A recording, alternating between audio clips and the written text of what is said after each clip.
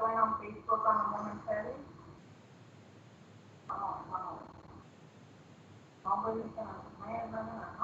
So we've been updating the system, guys, just so you guys know. Nick and Chris are working on being able to live stream directly straight to YouTube Live and also to the Facebook Live without having to necessarily try and, live stream from an actual phone. We're trying to do it from the software itself. That way it can help come across a little bit more clear. Also with the video as well. So just please bear with us. You're all set? Everything good? Yes. Awesome. Okay, All righty. For the record, this meeting will be recorded. Go ahead, Mayor. All right. It is, this is Town of Anthony, Texas, regular council meeting, October 12th, 2020 at 6:40 p.m. This is a duly called regular council meeting of the Town of Anthony, Texas, posted in accordance with section 551.002 and 551.041 of the Open Meetings Act of the Texas Government Code. Public participation during the portion of the agenda for public comment is limited to that portion only, except that if the citizen's comments relate to a topic or subject covered under an agenda item, the citizen shall wait to speak until the agenda item comes up for discussion. At all other times during the council meeting, the audience shall not enter into discussion or debate on matters being considered by the presiding officer. Ms. Norma Gonzalez, can we go ahead and do a quorum check, please? Yes, sir. Mayor Pro Tem Weeks. Here. Thank you. Councilman Alfaro. Here. Councilman Garcia. Here. Councilman Chavez is absent. Thank you, sir. We have a quorum. All right. Moving on to item 4, open forum for the public limited to 2 minutes. Ms. Norma Gonzalez, did we have anybody contact you in regards to speaking during open forum? We do have nobody contact for the open forum, sir. Okay.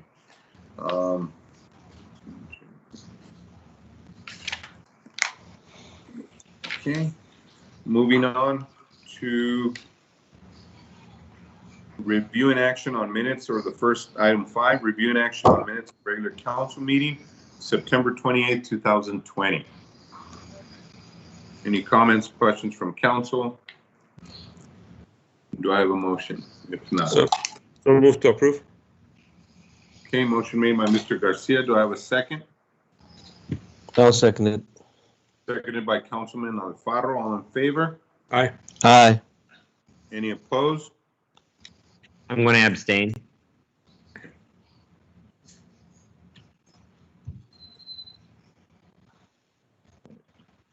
2-1.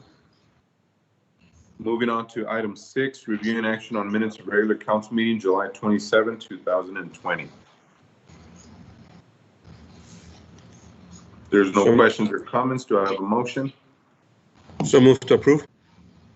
Okay, motion made by Councilman Garcia. Do I have a second? I'll second it. Seconded by Councilman Alfaro. All in favor? Aye. Aye. 2020. Thank you.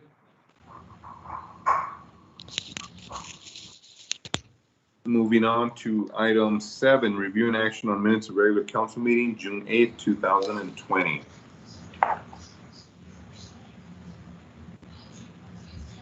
If there's no comments, can I get a motion on the table, please? So moved. All right. Motion made by Councilman Garcia. Do I have a second? I'll second it. Seconded by Councilman Alfaro. All in favor? Aye. Aye. Any opposed? Motion carries 3-0. Moving on to item 8, discussion, consideration, and action on the following new business. Item 1 is going to be presentation on financial statements, year ending September 30th, 2018, presented by Mr. Rene Peña. Mr. Peña, the floor is all yours, sir. Okay, good evening, gentlemen. It's good to see you. Good news, we finally, hope you don't mind my speaking frankly like that, do have the 2018 2018 fiscal year audit complete. We're still in the process for 2019, but 2018 is now complete and in your hands. What I'd like to do is try not to take too much of your time, but we do have, I believe Norma was going to share with you on her screen, my 5-year summary that I like to present, because again, I think it's best if we take a look at the trends as to what is happening or has happened with the organization. Again, I hate to say it, this is old news. This was back in September of 18. Few of you were there at that time, but let me go ahead and run over. So on this one page, I like to capture, quite honestly, what has happened with the organization, with the town, over this 5-year period. And this one page kind of captures the 60 pages of the audit report. So I'll cover most of it here and go into just a little detail in the audit. What I want to point out is on your current assets, what that reflects is our liquidity. How much liquidity, cash, basically, do we have to pay our month-to-month bills and keep the city running, the town running? As of year end of 18, we had $2,323,000. That compared with 2.8 the year before. But more importantly, compared to 5 years ago, it compared with $1,592,000. So about an $800,000 increase, basically a 50% increase in current assets in this 5-year period, which is pretty big size growth. That's that very first line. Total assets has been pretty consistent, which is again good news in that our total assets are at $12,000,004. You can see they've fluctuated from 13 to 11 to 12 to 12. Most of that is due to depreciation, acquisitions, and depreciation. So not much change in my total actual net assets. But the good news is we've converted a lot of the receivables and non-cash to cash items, as I mentioned before. The next line is your current liability, the third line. And looking at that, you're down to $863,000 of current liabilities. Again, that's less than the $994 the year before. But more importantly, what that reflects is a working capital ratio where you compare your total current assets, the $2,323,000 on the top left-hand side, by the 863. That's a 2.7 to 1 ratio, almost a 3 to 1 ratio. And if we look at the same two numbers back in 2014, you had 1,592,000 compared to 994. That was a 1 to 6 ratio. So you've improved your working capital ratio tremendously, and having over a 2% ratio, a 2.7, is quite honestly a very strong number. So what that means in simple English is we do have plenty of cash and liquidity in order to run the operations of the town. So, and again, there's been times where that was challenged, and you're outside of the woods now. Your total liabilities, the other positive number here, is down compared to the previous year by $250,000. You're down $250,000. Your $783,000 is $250,000 less than the $7,300,000 the year before, and it's about close to $400,000 less than where we were 5 years ago. So your balance sheet is really has shown a very positive trend in this 5-year period. Your net position is the equity or the liquidity the equity and the capital of the organization. And that is sitting at $5,382,000 compared to $5,660,000. And again, compared to just 5 years ago, where you were at 4.8 million, and now you're at 5.3, basically $500,000 higher than you were 5 years ago. And that's well over 10%. So again, on a 5-year trend, how is the town faring? On a balance sheet, on the assets and liabilities that we have, we're sitting pretty darn good numbers. Now, the next half of the page reflects the statement of activities, basically. What did we do during this year? What revenues came in? What revenue expenditures went out? Well, you can see you're starting out with right in the middle of the page government activity expenses this year were quite high, to be honest, back in 2018 at $3,427,000. That compared to $2,388,000 the year before, and really compared to an average of about 2.4 million in the previous years. So 2018 spiked by about $1 million increase in your total government expenditures.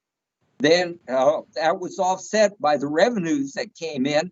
Our total government revenues, the next line, increased to $948,000. And again, this is just government activities, not your sales tax or your water and sewer. So on the government activities, you did jump a nice close to $300,000 just in the 1 year period. But again, that's about a 50% growth in government revenues coming in. And again, as you can see back in 2014, it's pretty close to the 1 million that we were bringing in back in 2014. So with those two being said, that meant that our total government, without regard to taxes and water and sewer, we had a deficit. We brought in 900. We spent 3,400,000. So we had a deficit of 3,478,000 that we needed to make up through taxes. And again, looking at the year before, you can see that that's an increase of about $700,000 just over the previous year number. And again, about $7 to $1 million higher, larger, I should say, than the average for the previous 4 years. So 2018 was a very high expenditure year in general government activity. So how do we offset that? Well, on the business activity, that's the water and sewer fund, we did bring in 1,499,000, but again, that compares to 1,659,000 the year before and 1,400,000 5 years ago. So all in all, our business, our water and sewer, which is considered a business expense, brought in 160 less than the previous year. On the revenue stream, it brought in almost as much, but it was $56,000 less than the previous year. So the water and sewer fund this year spent less money, but it also brought in less money. But overall, as a business, it improved over the previous year, where the water and sewer fund added $167,000 to the overall revenue stream of the general government fund. And that compared to 62,000 the year before.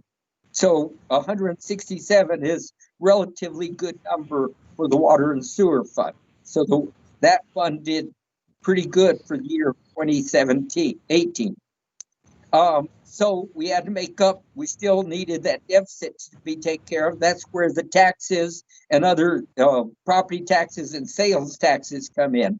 And in 2018, we brought in 2,032,508,000 in taxes and such.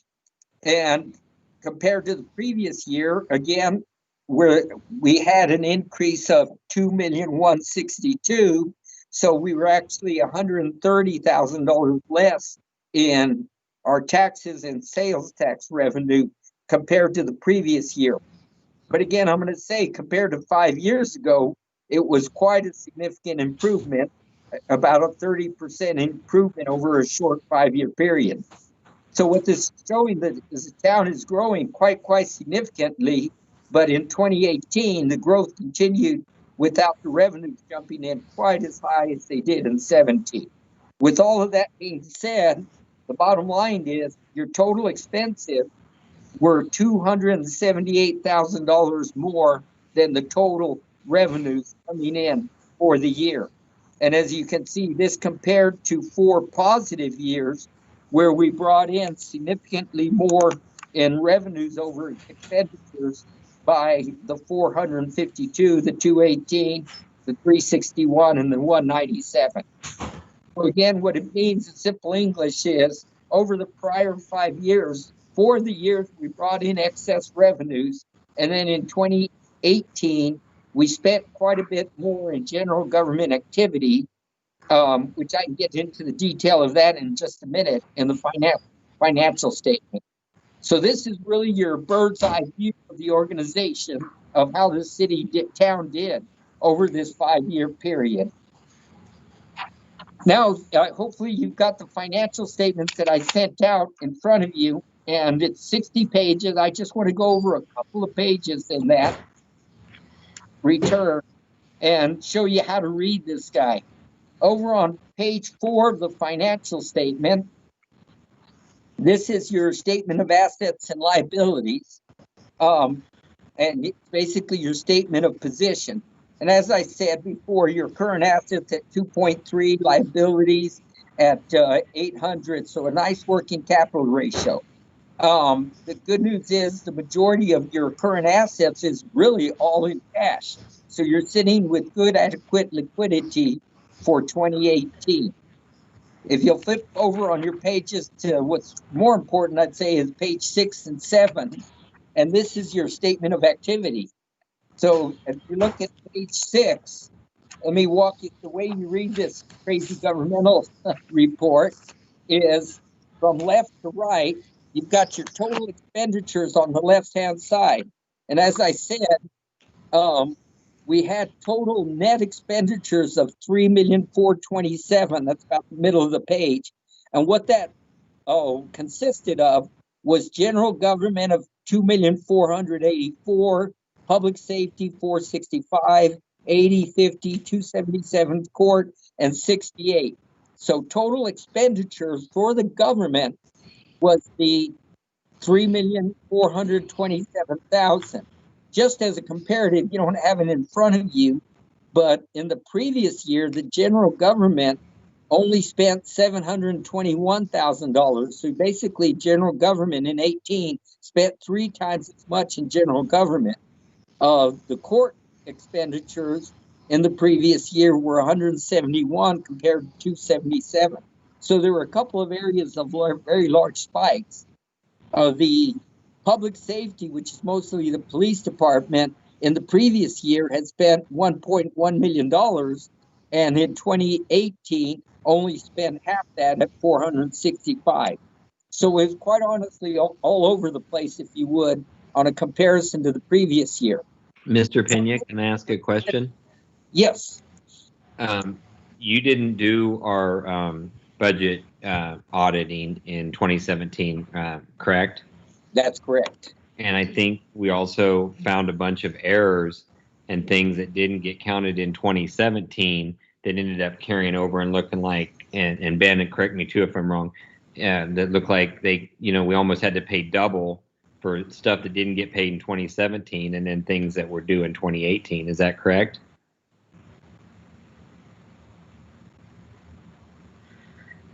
Ben, you're muted. Ben, you're muted. Yes, that is correct, Mr. Weeks. Okay, so because I just want to kind of make sense to people that are seeing this, that, our expenses looked way low in 2017, and then they look like they doubled or went way up in 2018, which really isn't the case. But after the auditing was done and after the administration in that area left, we got stuck with a bunch of debts that weren't paid. Quite honestly, even for this year's budget, we had to pay for 2 audits we have to budget for 2 audits because they've always been behind and never, and those aren't inexpensive. So I just wanted to point that out because when you said $2 million to $700,000 in expenses, I think, maybe a third of those expenses from 2018 should have been in 2017. That's it. Yes, And sir. then also to add in is, there have been some administrative changes. We had different bookkeepers, we had different auditors.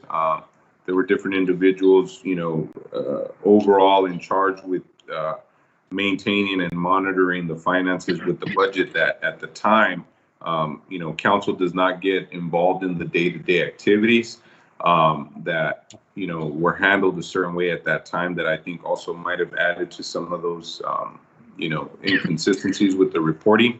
But overall, yes, you are correct, sir.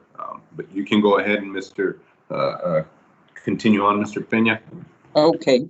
So again, on the left-hand side, and I agree with everything you just said, by the way. So the left-hand side is your expenses. In the middle of the page, the revenues that came in, as I told you before, you had an increase in revenue.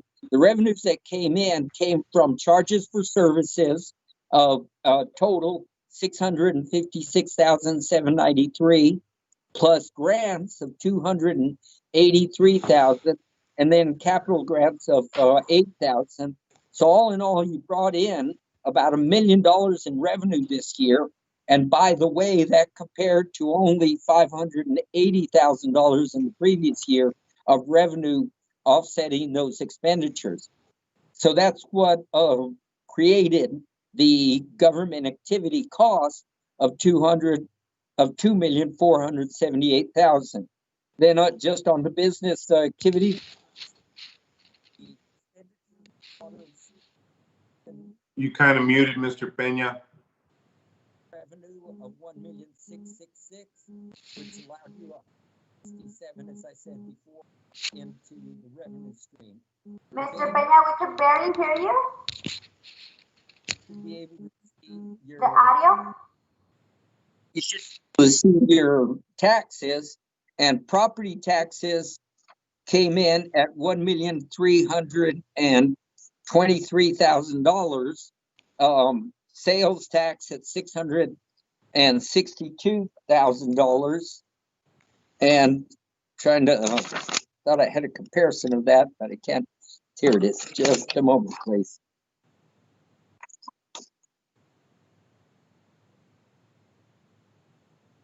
No, I thought I had a comparison on that. I quite honestly, I don't have.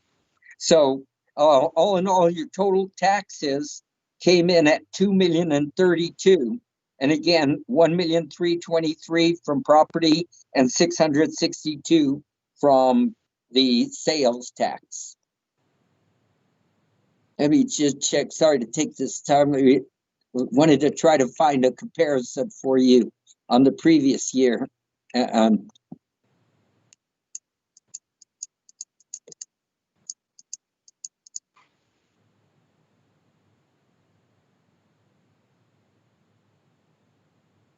Your property taxes in the previous year were right under $600,000. So again, just really strange numbers in the previous year that didn't quite make sense. So it's a terrible comparison between the two. I think there was a mix-up between general sales tax and property tax. So just in total, this year, your total general revenue taxes were at $2,032,000 compared to $1,772,000 in the previous year. So a proper reflection of the increase in the town size, not increase in taxes itself, but increase in the property taxes coming in due to additional properties. And all in all, that's what allowed the change, the utilization of $278,000 in total expenditures over revenue. Any questions on the numbers so far? I just have a couple more pages to reflect on. The last couple of pages of the audit report, first of all, I'm going to have to use the word unfortunately. We were required to issue a qualified report again. You had a qualified report in the previous year because of the errors and issues that we just talked about. This year, we did have to qualify the report for one particular reason. As I gave you the expenditures for 2018, I'm going to tell you we had no qualification on pages 4 and 5, the statement of position. But on page 6 and 7, we were not able to clearly allocate the expenses either between general government activity or public safety.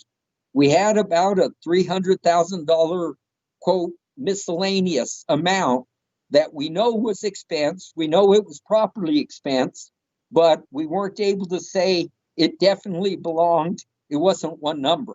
It didn't definitely belong in general government. So the allocation could be off by that amount. And so as a result of that, we had to, quote, qualify the report for the classification of the expenditure. We're standing by the total expenses, standing by the total revenues. It's just, are we positive that you really have $2,484,000 in general government? No, it could be off a few $1,000s. And therefore, we again had to qualify the report a second time. And then the last pages that I wanted to point is at the back of the book, at the back of the financials over on your page 51 and 52, 53. This is where we're required to give a report under government accounting standards on both internal control and compliance.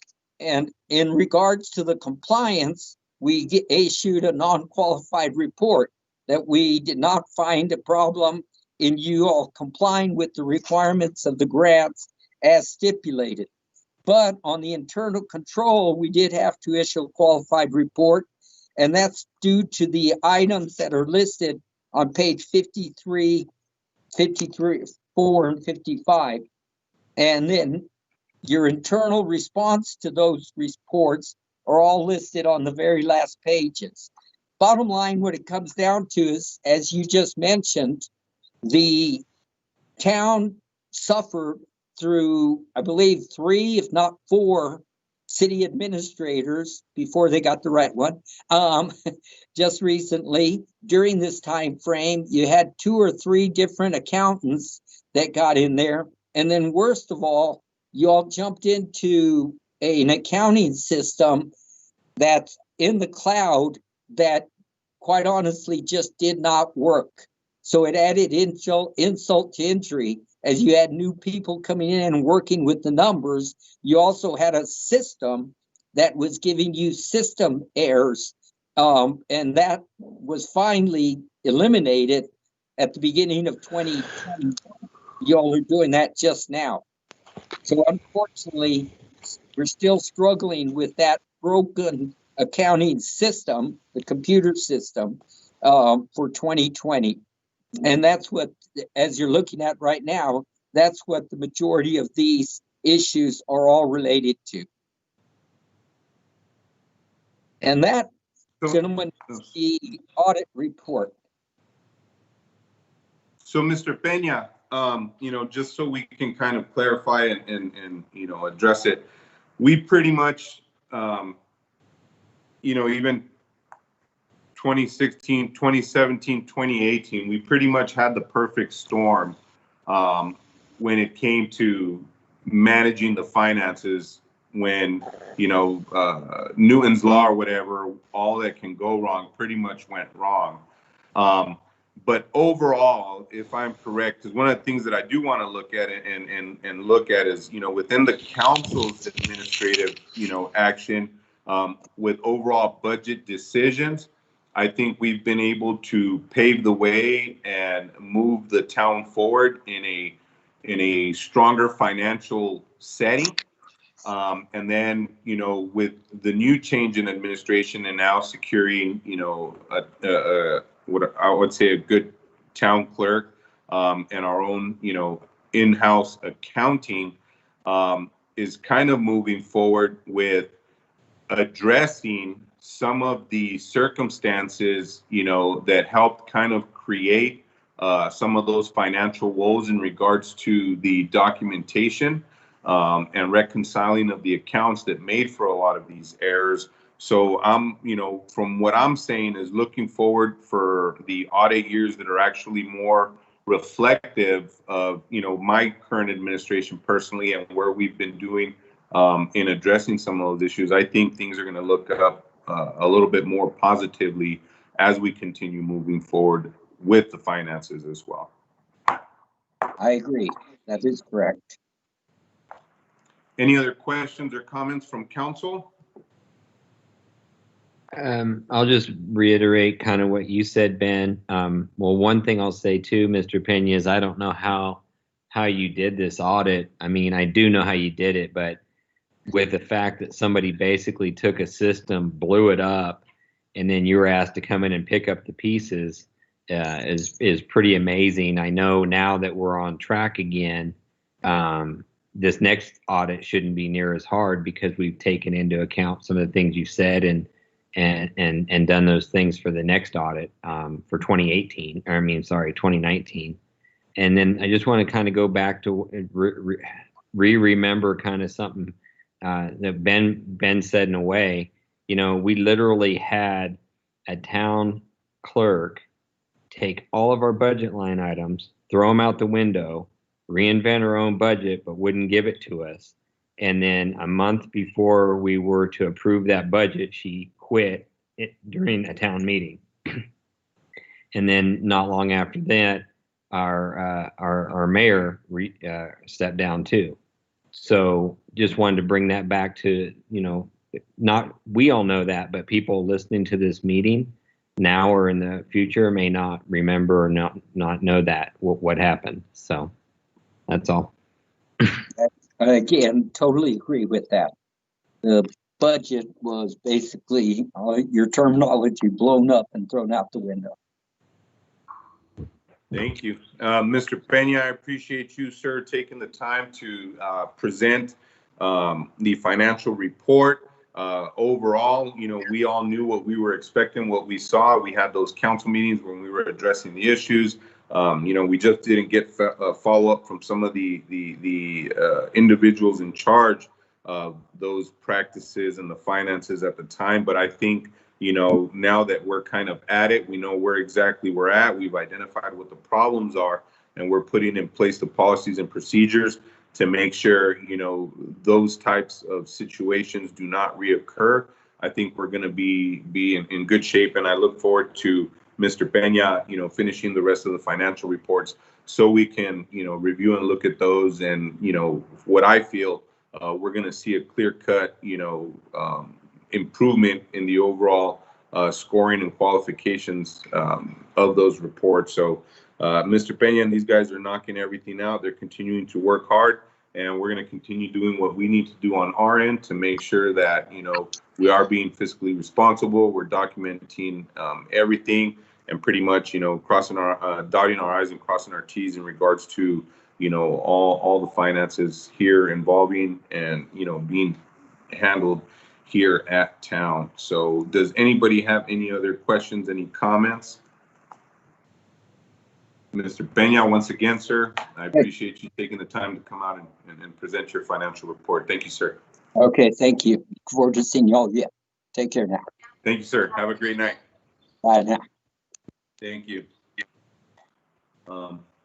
Overall, I think that went well, guys. We're going to go ahead and move on to item 2, discussion, consideration, and action on a resolution adopting a water leak credit adjustment policy for the water department.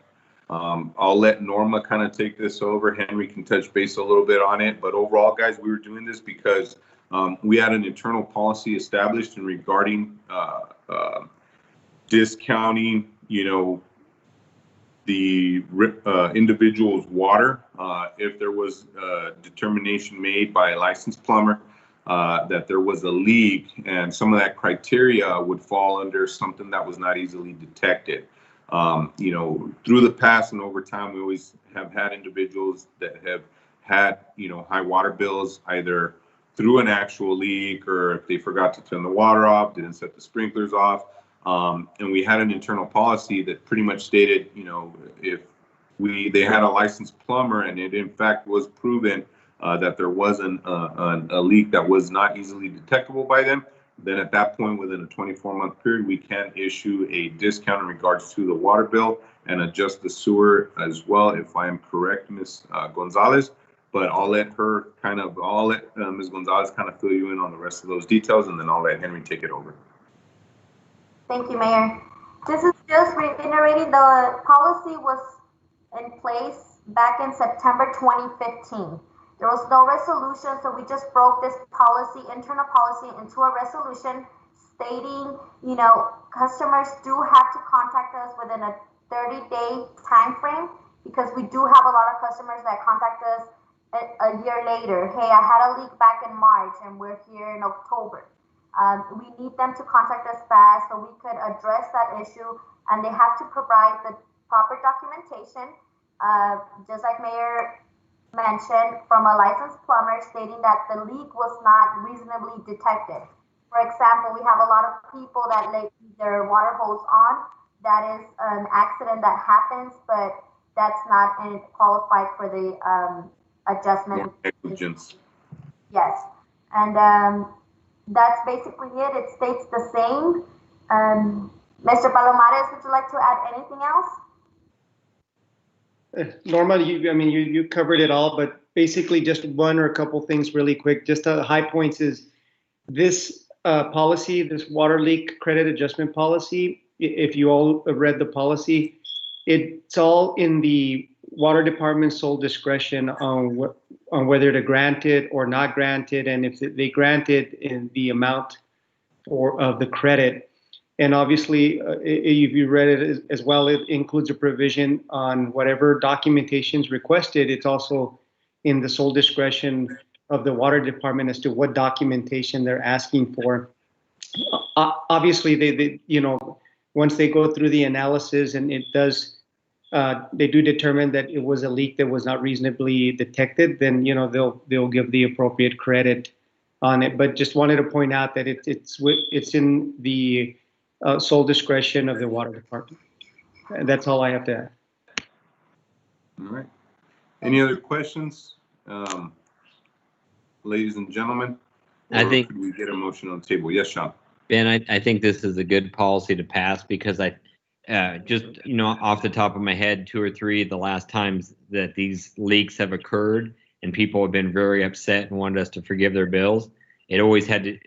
The 2 that I come to mind, one was in my neighborhood and one was down by the high school, was people that didn't pay attention to their own backyards and know that their irrigation was messed up and was flooding. It wasn't like, I think what we're trying to do is for these leaks that are happening underneath foundations that there's no way to find them, but people think that those are justified leaks because they forget to turn their water off or they have a system error and it's running all day and all night for a week, but they don't go in their backyard and look. So I think this is great because it takes it out of your hands and puts it into policy.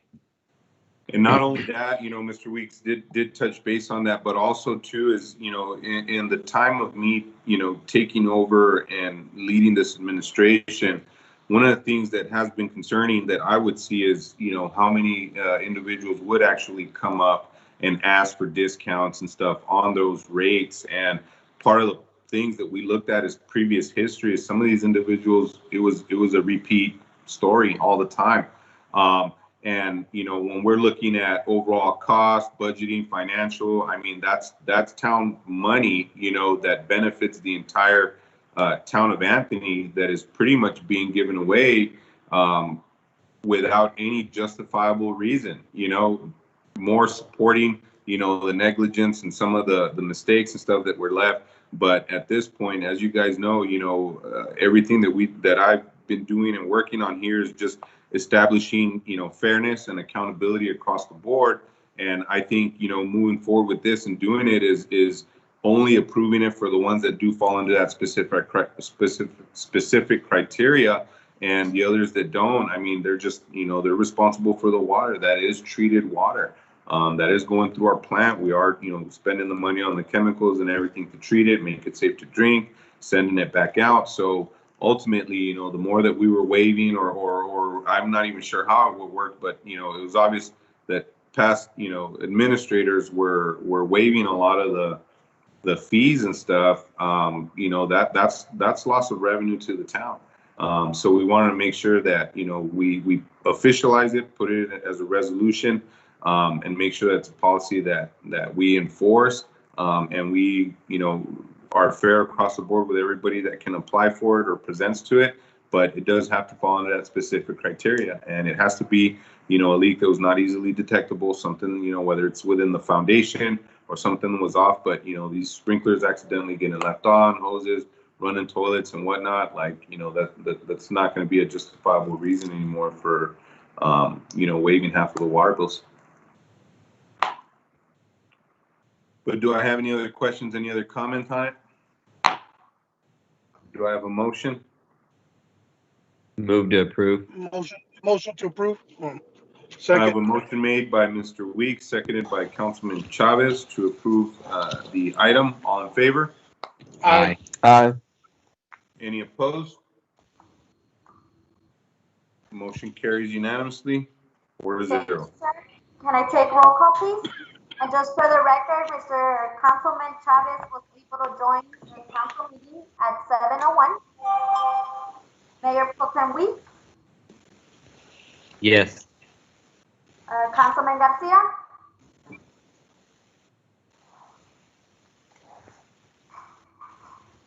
Yes.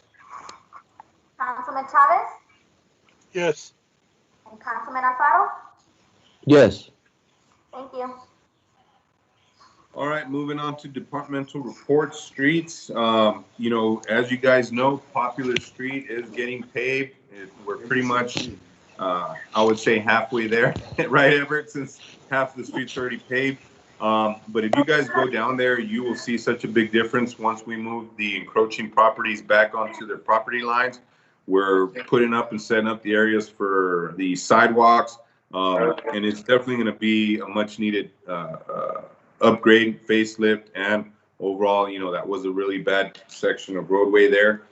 That is getting done. We are finalizing a few things. Everett was checking, make sure there were no sewage leaks. I think he did report like a water leak on one of the old lines that they're going to put a cap on before they pave it. That way we don't have to tear up any new asphalt, and basically go from there. And as you guys know, for next year, we are moving forward, and we already did get approved for 6th Street all the way to Magdalena.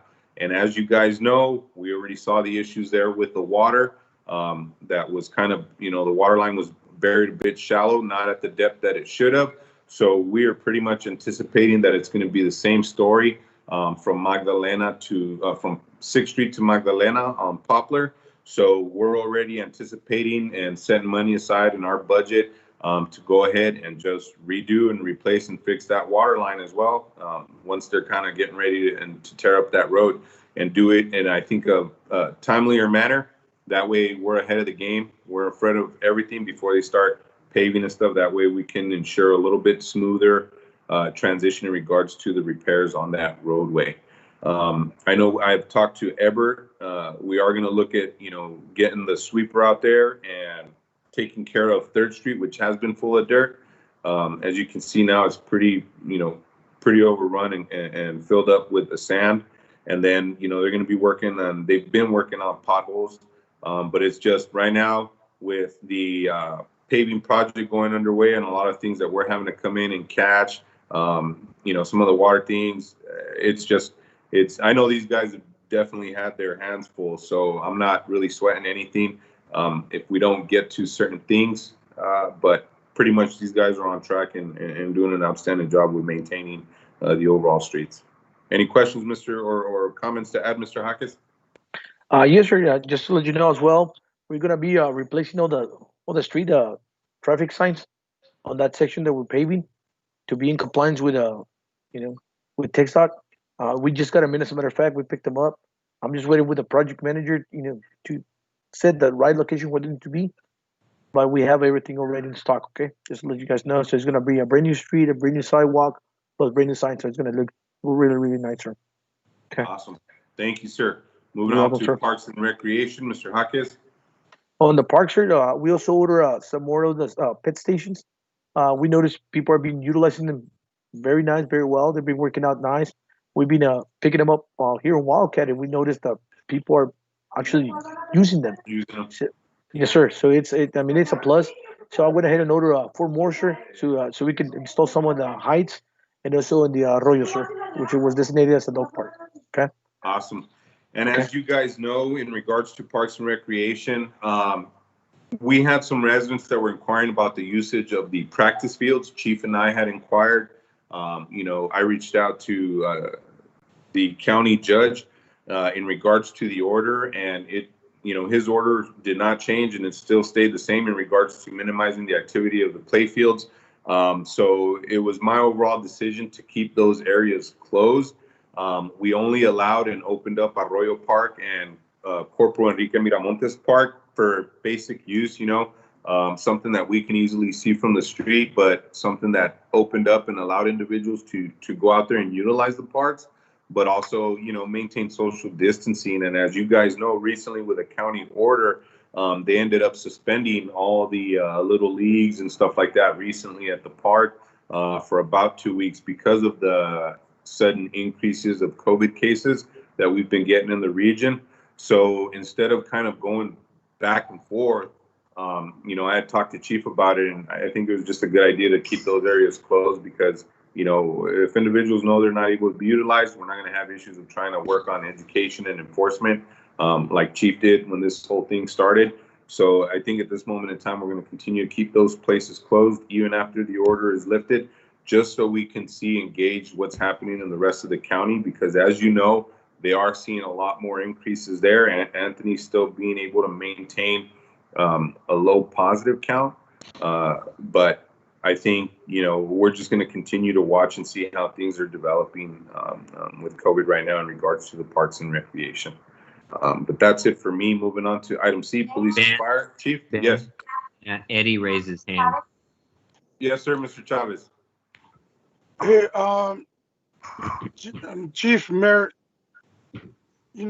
bringing up the parks, and you're saying that the baseball fields are still closed. There's people still practicing on them, okay? I saw them last week and this week. Some people parked right there in the no parking on the side of the baseball field, and they're actually practicing on there. I don't know who they were, but there's some kids and some adults that are, I don't know if they're jumping the fence or the fence is open, but they are getting into it. Thank you, Mr. Chavez. We'll look into that. Ideally, I'd talk to Chief about it. If it's one or two people, something small, and they're being able to maintain social distancing and it's not large group gatherings, I don't think we're really hitting on those, right, Chief? No, it was more than the baseball team. I could tell you. Okay. There's more than 9 players, 9 people. Okay. I can tell you that. So we'll take a look at that then, Eddie. Okay. Thank you, sir. Eddie, is it on certain times or certain days that you see it? When I'm coming home from work at 5:30, okay. Normally that's when I see them. Okay, thank you. Yeah. Thank you, sir. Yeah. Police and fire, Chief. So segueing into what you said, Mayor, about the sudden rise of COVID-19, we've seen a large spike in our area of COVID cases. Here recently, we responded back-to-back calls to residences having to do with COVID. I did get with the Office of Emergency Management. We are having a meeting next week where within this meeting, the health department is issuing out orders to people that are actually already placed in quarantine. Some of the residents, we're gonna ask them that the health department puts you under quarantine and gives you a health order for specific reasons, because within a certain period of time, they're still under the contagious period, which means that if they come in contact with these, whatever individuals they are, they're gonna be exposed to the virus. So the health department, in order to mitigate that exposure to the community for what they call community spread, they're actually ordering these people to stay at home and quarantine for that specific time frame. The health department calls and checks in on them frequently on a daily basis to see how their progress is going. So Office of Emergency Management is getting together with all local organizations such as ourselves, Anthony PD, Horizon PD, El Paso PD, and El Paso SO, and we're going to have health orders sent to us, and we in turn are going to go and serve them to these individuals that are placed under quarantine by health orders. Like I said, it's not only for their own safety, but for the community safety, but we have seen a spike in our area. I don't have the numbers exactly to tell you, but I'll have them for you for the next council meeting of how many active cases we have in our town. But our cases have spiked tremendously. Did they? And we're asking the public to be cognizant, be aware, and especially since we have the truck stops always mask up. As annoying as it is, always have your mask readily available. What I recommend is to have the disposable ones. The cloth ones are great, but there's no substitution for the disposable. It's a one-time use, then you can throw it away. I'm gonna get here recently because the mayor wants to spread out to the community with CARES Act money to see if maybe we can supply some disposable PPE. So Mayor, I'm working on that as you mentioned to me. So we'll get together and we'll bring back an action plan for you all. That's about it, Mayor. Thank you, Chief. Going on with that, I was trying to see on the most recent email that they had sent. I know they were like at 3,004 and now they're showing 6,145 active cases. But on the usual community reports where they send me the specific zip code, I was actually not sent that this morning. So I appreciate you sharing that with me because I was not aware that our overall cases had increased significantly. So I'll probably reach out to them to see if they can give me a better breakdown of what we actually have in our area and go from there, because as of October 7th, I know they had seen 17 on the last, and now we had 25 the last time. So if it's gotten higher than that, then I think at this point, we got to get the signage and stuff out. If we haven't already got those items to put out to start kind of raising a little bit more awareness.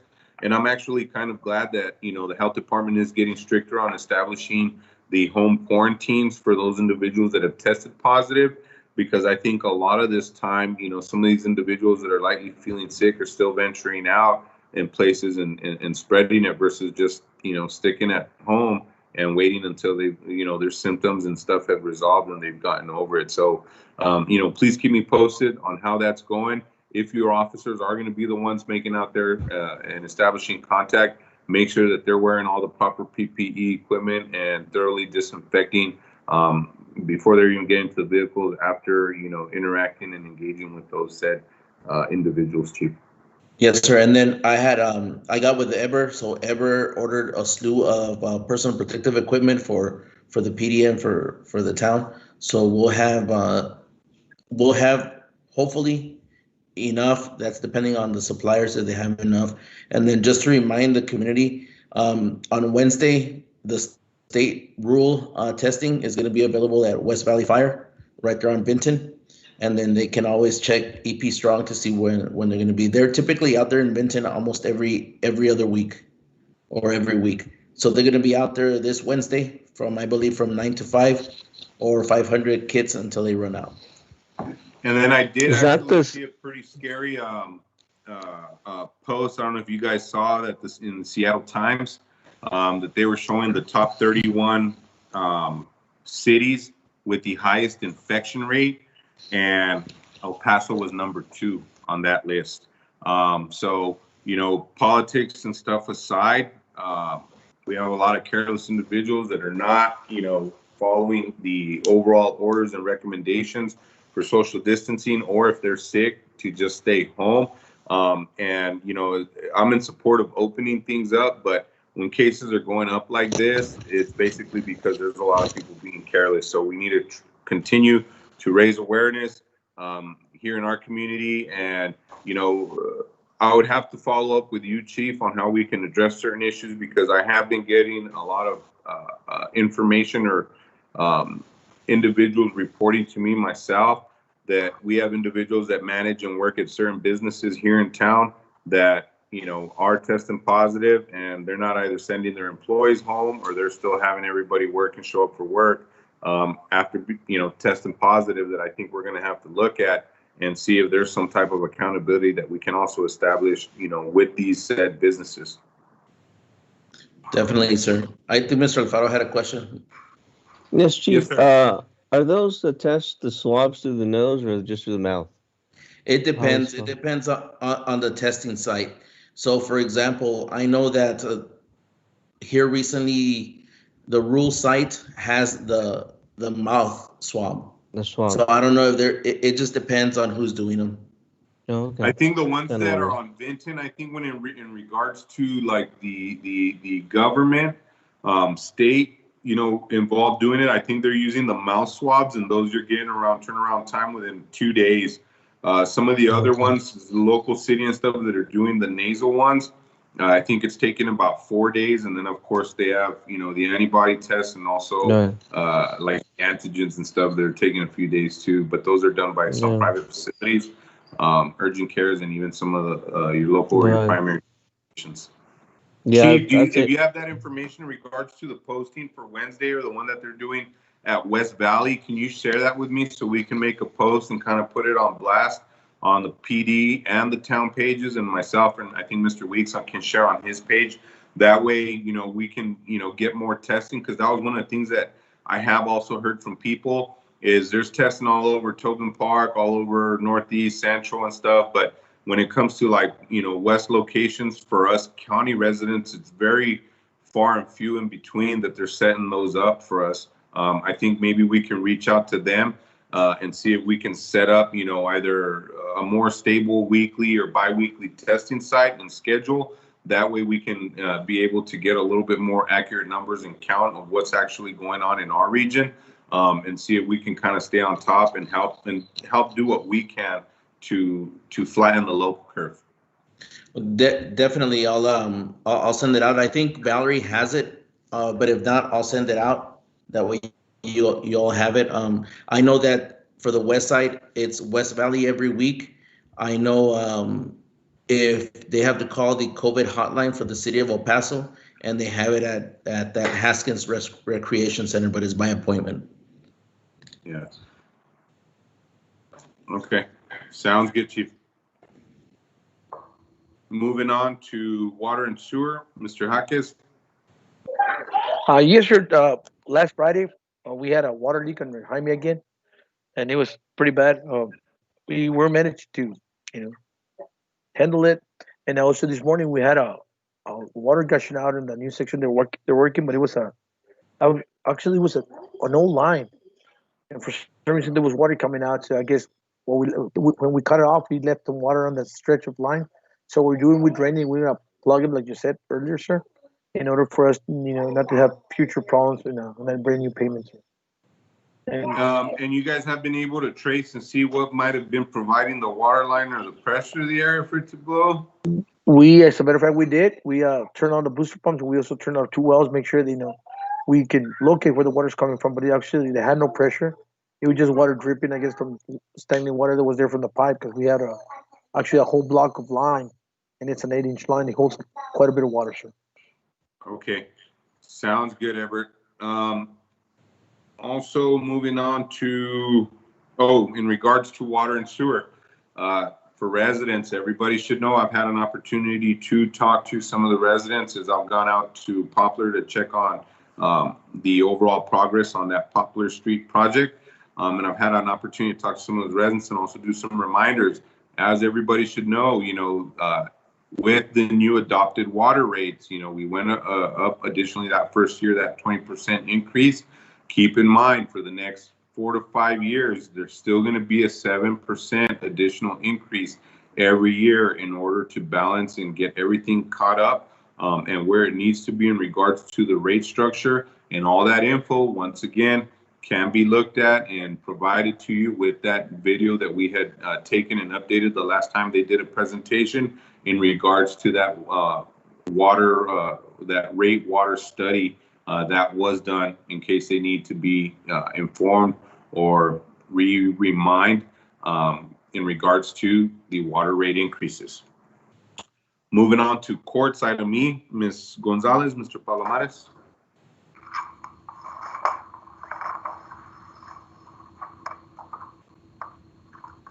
Yes, sir. I have the report for the monthly citations issued. There were 332 citations for the month of September. Monthly daily report was 27,102 with 33 cents. And for the police interceptor program, it was 1,390. We have court on the 7th. We're having court on the 14th and the 28th. For November, it'll be November the 4th, the 18th, and the 25th. And for December, it's going to be the 2nd, the 9th, and the 16th. Anything to add, Mr. Palomares? Norma, no, thank you. You covered it all. Everything's just going really smoothly. Thank you. Awesome, guys. Moving on to finance. As you guys know, we had the audit report. In my opinion, things are looking a lot better. And I'm glad for everybody's help and support in doing so. Council support, in moving forward and supporting any of the decisions that we've needed to make in regards to policies, updating overall protocols and procedures. And I think, these next audit and the next two audits, I think are going to be very done in a timely manner, but also represent, what we've been working hard for in regards to, the financial success of the town. So that's pretty much all I have to say on finance. We do have some little things that we have to address that were brought up, with some of the current practices with our county.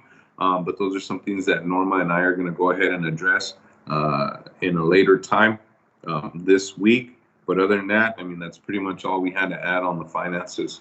Moving on to administration, Chief touched base on, the COVID cases, the overall testing sites here in our region for some of the local residents and surrounding municipalities. But basically, if this COVID thing is starting to become a problem again, we'll move forward with just, shutting down town hall again, working, as we did minimal to minimize exposure, since we do have a lot of elderly residents here, and a lot of them do come down here to town hall to pay their water bills, take care of court stuff and things of that nature. So we're gonna have to kind of start, taking a proactive approach once again. So we may be doing that in the coming weeks, coming days. Other than that, I don't have anything else to add. Does council or anybody in the meeting have anything else they'd like to add, a comment, anything? Ben, has the county issued any directives about Halloween?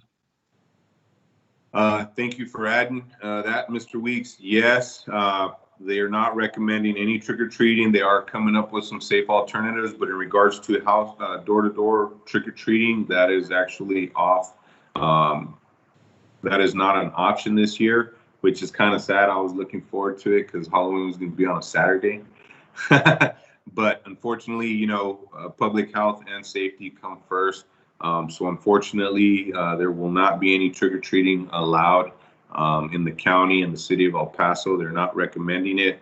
But in regards to a directive, Chief, you would have probably more info on that.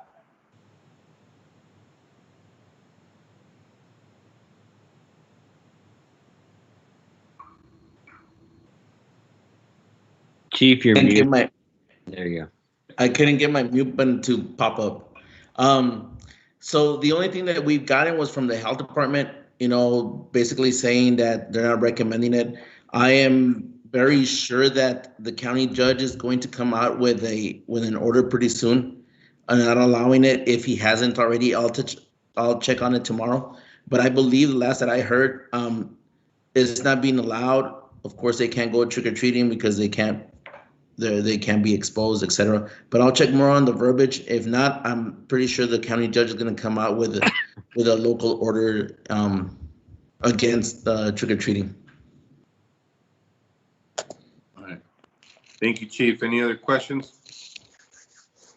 No, just that their early voting starts tomorrow for anybody out there. So just let people know about that. You know what? Thank you for bringing that up, Louis. We did. I heard from a resident in regards to feeling that the town was not doing enough outreach to remind everyone for voting, even though we post everything up. So I had the guys pass out flyers with all the relevant information. As everybody should know, or if they don't, we're going to reiterate, Anthony is not a designated early voting site. That is nothing that, we had a decision on. That's basically, that came from the county. And because it is tied into a presidential election and they're having the local city and county elections as well, Anthony was just not a designated early voting site. So the individual, anybody that is wanting to take advantage of early voting. Early voting will be available at the annex in Westway, or pretty much at the annex in Benton, and that's 435 East Benton Road in their community room. And they're going to be doing it Tuesday, October 13th, 2020 through Friday, October 16th from 8 a.m. to 6 p.m.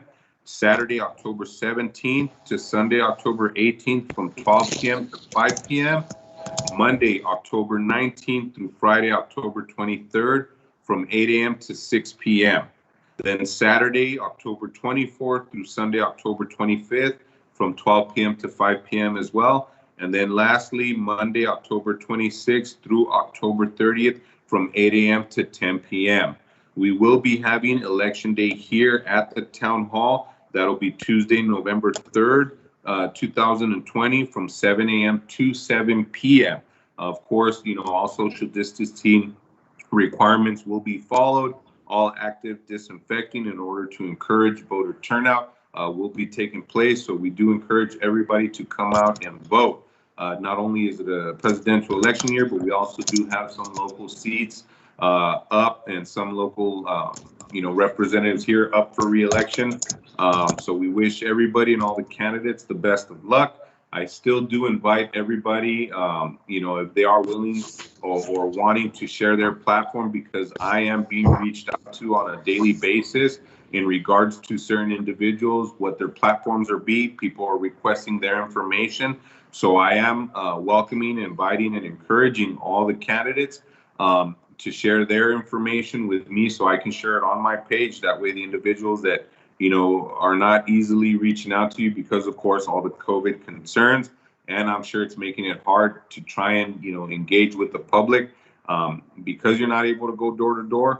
I'll share all your pages, all your information on my page, and if you can provide me your contact information, that way we'll post it up there, and the individuals that are inquiring about these candidates can actually call and inquire with you. Other than that, that is pretty much it for the election information. We already touched all the other stuff on administration. So at this point, the next regular council meeting is scheduled at 6:30 p.m. on Monday, October 26th, 2020. Do I have a motion to adjourn the meeting? Motion to adjourn. Motion made by Councilman Chavez. Do I have a second? Second. Seconded by Mr. Weeks. All in favor? Aye. Motion to adjourn the meeting at 7:47. Thank you, everybody, for joining us. I think it was a lot smoother live stream, and thank you, Norma, Nick, and everybody for getting all the technical stuff squared away and straightened out. Thank you, guys. Peace.